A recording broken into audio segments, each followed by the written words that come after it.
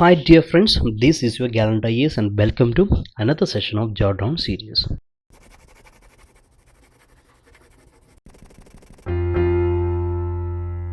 Today we are going to dealing with a topic from environment, and this is very important concept for your preparation.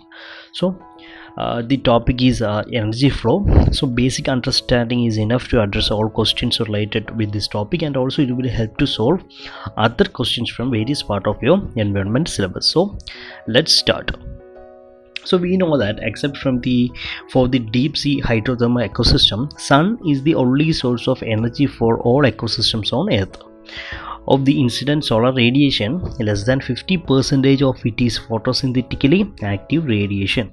So plants capture only 2 to 10% of the photosynthetically active radiation, and this small amount of energy sustains the entire living world. So here we should have an idea about how the solar energy captured by plants flow through different organisms of an ecosystem. So we know that every organisms are dependent for their food on producers, either directly or indirectly. So here we can see that the unidirectional flow of energy from the sun to producers and then to consumers. So the green plant in the ecosystem are called producers, we know that, and in a terrestrial ecosystem major producers are herbaceous and woody plants. Likewise, producers in an aquatic ecosystems are various species of algae and higher plants, etc. So here we should know that no energy is actually trapped into an organism remains in it forever.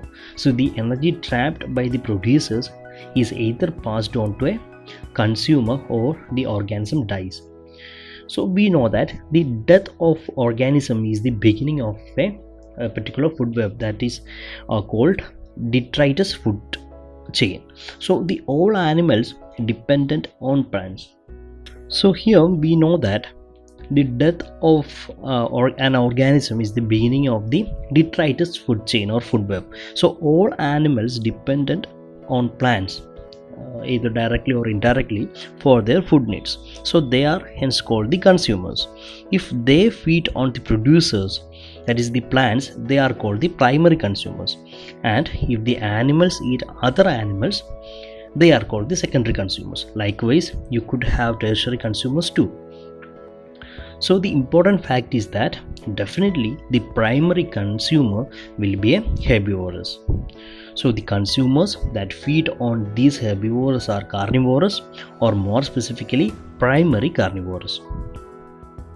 Those animals that depended on the primary carnivores for food are labeled the secondary carnivores.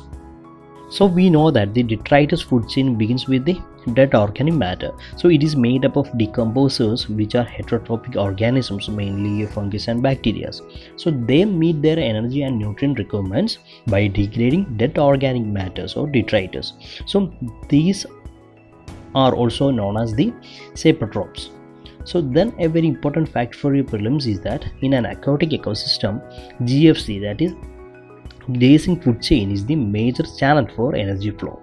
But in the terrestrial ecosystem, a much larger fraction of energy flows through the detritus food chain than through the GFC. So maybe UPSC tried to confusing you by simply revising this fact. So understand that. Then the detritus food chain may be connected with the grazing food chain at some levels.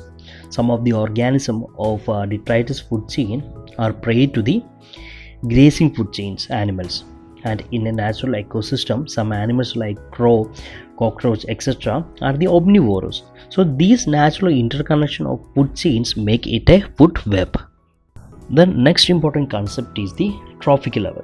So based on the source of their nutrition or food, organisms occupy a specific place in the food chain, that is known as their trophic level. So producers belong to the first trophic level, herbivores to the second, and carnivores to the third, etc.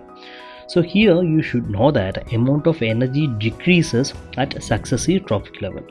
When any organism dies, it is converted to detritus or dead biomes that serve as an energy source for the decomposers. Then the organisms at each trophic level depend on the lower trophic level for their energy demand. Another important fact, so please note down that.